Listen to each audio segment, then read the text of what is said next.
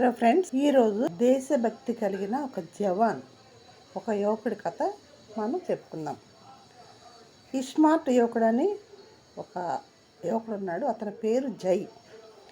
దేశభక్తి చాలా ఎక్కువ. అతని తల్లి పటాసుల దుకాణం నడుపుతుంటుంది.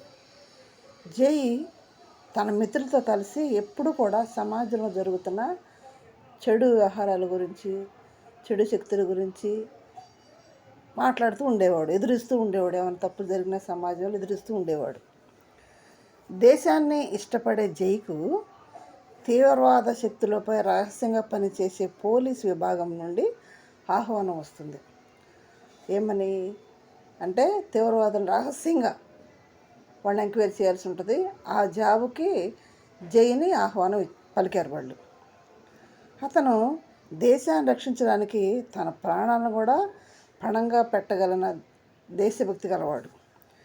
ఈ ప్రయాణంలో అతనికి ప్రేమ, త్యాగం, ధైర్యం విలువలు తెలుస్తాయి. ఎప్పుడైతే ఉగ్రవాదుల్ని పట్టుకోవటానికి పోలీసు ఎప్పుడైతే ఉద్యోగం ఇచ్చారో అప్పటి నుండి దేశం మీద ప్రేమ పెరిగింది, తల్లి మీద ప్రేమ పెరిగింది, త్యాగం చేయటం, ధైర్యం, వీటి యొక్క విలువలు బాగా తెలిసి వచ్చింది. అతని తెలివితేటలతోటి ధైర్యంగా శత్రువులను ఓడించాడు. శత్రువులు ఓడించి నిజమైన జవాన్గా ఎదుగుతాడనమాట. దీనివల్ల మనకేం తెలుస్తుంది? దేశం పట్ల ప్రేమ, బాధ్యతని మనకు తెలియపరుస్తుంది అనమాట. ఓకే ఫ్రెండ్స్, ఎలా అనిపించింది? నిజమైన జవాన్ కదా, జై జవాన్. మీరు కూడా జై జవాన్ అని చెప్పండి.